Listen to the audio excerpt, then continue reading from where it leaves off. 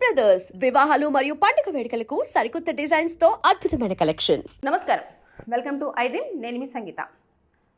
అబ్బాయిలు అమ్మాయి ఫోన్ చేసి రమ్మనంగానే పరిగెత్తుకుంటూ వెళ్ళకండి. ఎందుకంటే రీసెంట్గా ఒక కేసు తెర మీదకి రావడం జరిగింది. అదేంటంటే ఒక అమ్మాయి ఒక అబ్బాయిని నేను లవ్ చేస్తున్నాను, మన ఇద్దరం ప్రైవేట్గా కలుపుదాము అని చెప్పగానే ఆ అమ్మాయి దగ్గరికి వెళ్ళడము, ఫిజికల్ రిలేషన్షిప్ పెట్టేసుకోవడము, అలా ఒక గత నెల నుంచి అలా కంటిన్యూ అవుతూ వస్తుంది.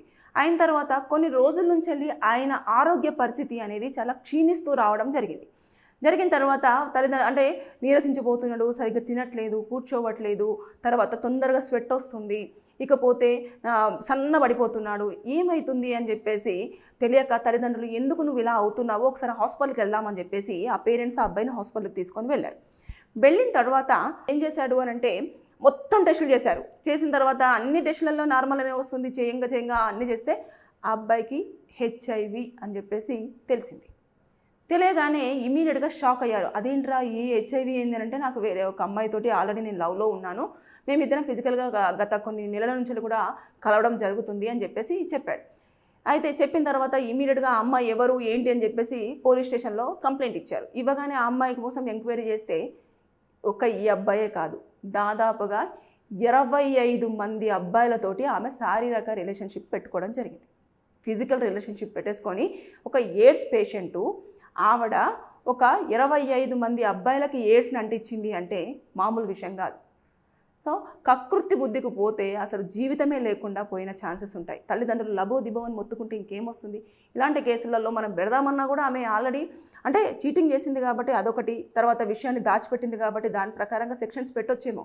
కానీ అక్కడ ఆవిడ కూడా పేషెంటే కాబట్టి దాన్ని కూడా కన్సిడర్ చేస్తారు. చేసిన తర్వాత ఆమెకు ట్రీట్మెంట్ ప్రకారంగా కూడా చూస్తారు. కాబట్టి ఇవన్నీ జరుగుతాయి. మీరు వెళ్ళేటప్పుడే ఒక పర్సన్ మిమ్మల్ని లవ్ చేస్తుంది, ఇలా చేస్తుంది అని చెప్పేసి అనుకున్నప్పుడు వాళ్ళకి ఎలాంటి రోగాలు ఉంటాయో తెలియదు ఫస్ట్ ఆఫ్ ఆల్. కాబట్టి మీరు దయచేసి ఎప్పుడైనా సరే ఎట్టి పరిస్థితుల్లో అన్నీ చూసుకున్న తర్వాతనే మీరు ఫిజికల్ రిలేషన్షిప్ అనేది పెట్టుకోండి. లేదు అంటే అనవసరంగా ఇలా హెచ్ఐవి బారిన పడి జీవితాలను కోల్పోవాల్సిన పరిస్థితి వస్తుంది. ఇంకా తెలుసు కదా మీకు, హెచ్ఐవికి అసలు చికిత్సనే లేదు, అంత ఓన్లీ నివారణ ఒక్కటే మార్గం. ఇది తప్ప ఇప్పటివరకు అయితే దీనికి మందులు కనుక్కోలేదు. మందులు వచ్చే ఛాన్సెస్ కూడా చాలా తక్కువగానే ఉన్నాయి. ఇంకా ఇప్పటికీ సైంటిస్టులు దీని మీద వర్క్ చేస్తున్నప్పటికీ కూడా ఎలాంటి మెడిసిన్ అయితే రాలేదు.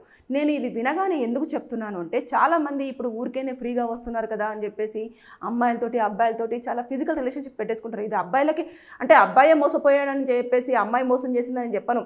ఎవరైనా మోసపోవచ్చు. ఇక్కడ అబ్బాయిలు కానివ్వండి అమ్మాయిలు కానివ్వండి, జాగ్రత్త. ఒక పర్సన్తో మీరు కనుక ఫిజికల్ రిలేషన్షిప్ పెట్టుకుంటున్నప్పుడు వాళ్ళ ఆరోగ్య పరిస్థితి ఏంటి అనేది మనకు తెలియదు. కాబట్టి జాగ్రత్త పడండి. అంటే నేను ఇంకా ఈ విషయాన్ని చెప్పొచ్చో లేదో నాకు తెలియదు. ఒకవేళ మీరు కకృతి బుద్ధితోటి కనుక ఖచ్చితంగా రిలేషన్షిప్ కావాలి అనుకుంటే మెడికల్ షాప్లో కొన్ని దొరుకుతాయి, అవి తెచ్చుకొని మీరు దాన్ని వాడండి. అంతేగాని ఇలా దయచేసి చేసి అనవసరంగా కుటుంబంలో ఒక మానసికంగా వాళ్ళకు ఒక ఇబ్బందిని క్రియేట్ చేయకండి. వాళ్ళ తల్లిదండ్రులు ఎంత ఆవేదన వ్యక్తం చేస్తున్నారు ఇప్పుడు. అయ్యో ఇట్లా అవ్వన్నావు, ఇది చూస్తేనే ఈ రోగం వచ్చింది, ఏం చేయాలి, ఏంటిది, కన్న కొడుకు చేతికి వచ్చిన కొడుకు పోతున్నాడే అని చెప్పేసి ఆవేదన పడితే ఏం చేస్తారు? పోలీసులు అయితే ఆమెను రిమైండ్ చేశారు, తర్వాత నెక్స్ట్ అవన్నీ జరుగుతున్నాయి. కాకపోతే ఇలాంటివి కూడా ఉన్నాయి కాబట్టి సొసైటీలో మీరు దయచేసి 5 నిమిషాల సుఖం, దాని గురించి మీ జీవితాలను నాశనం చేసుకోకండి. ఇది నేను ఎందుకు అంటే ఇదొక అవేర్నెస్ గురించి మాత్రమే. దీని కింద మీరు ఎలాంటి కామెంట్స్ అయినా పెట్టుకోండి, నాకు ప్రాబ్లం లేదు. కాకపోతే దయచేసి ఇప్పుడు సొసైటీలో మనం ఏది చూసుకున్నా కూడా బంధుత్వాలన్నీ కూడా ఓన్లీ ఫిజికల్ రిలేషన్షిప్ మీద మాత్రమే రన్ అవుతున్నాయి. మనుషుల్లో డబ్బులు కాదు, ఫస్ట్ ముందు రిలేషన్షిప్ తర్వాతనే డబ్బులు. మొత్తం సొసైటీ అంతా ఇలాగే తగలడి సచ్చింది. కాబట్టి దయచేసి మీరు జాగ్రత్త పడండి. లేకపోతే ఏ రోగం మిమ్మల్ని చుట్టుముడుతుందో తెలియదు. తర్వాత హాస్పిటల్ చుట్టూ, తర్వాత నెక్స్ట్ కేసుల చుట్టూ తిరగాల్సిన పరిస్థితిని ఎదుర్కోవాల్సి వస్తుంది. సో జాగ్రత్త, బీ కేర్ఫుల్. Thank you.